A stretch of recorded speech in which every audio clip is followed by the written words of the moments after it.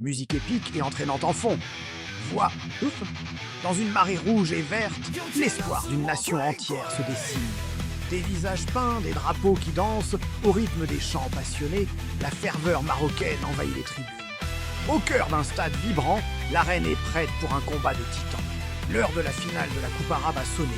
Sous les acclamations assourdissantes, les lions de l'Atlas et les courageux joueurs jordaniens font leur entrée sur la pelouse, les yeux rivés sur le trophée tant convoité. Le coup d'envoi est imminent, promettant un spectacle inoubliable. Le match démarre sur les chapeaux de roue. À peine le temps de reprendre son souffle que le stade explose. Oussama Tannen, d'une inspiration divine, déclenche une frappe monumentale depuis sa propre moitié de terrain. Le ballon s'envole, trace une parabole parfaite et vient se loger dans les filets adverses. Un but venu d'ailleurs qui inscrit déjà ce match dans la légende. Mais la Jordanie, loin d'être abattue, montre un caractère exceptionnel. Sur un centre millimétré, Yazan Olwan s'élève plus haut que tout le monde et catapulte le ballon de la tête au fond des buts marocains. L'égalisation est rapide, la tension remonte d'un cran, la détermination jordanienne ne faiblit pas. Poussant sans relâche, ils obtiennent un pénalty crucial. Yazan Olwan, encore lui, prend ses responsabilités.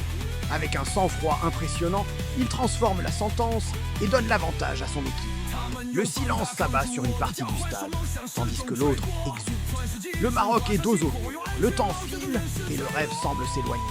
Mais c'était sans compter sur la grinta des lions de l'Atlas.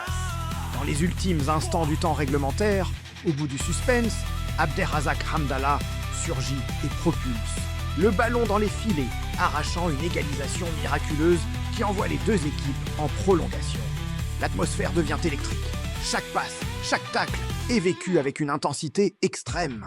La fatigue se lit sur les visages, mais la volonté de vaincre est tout plus forte que tout. C'est alors que le héros de la fin de match, Abderrazak Hamdallah, endosse à nouveau son costume de sauveur.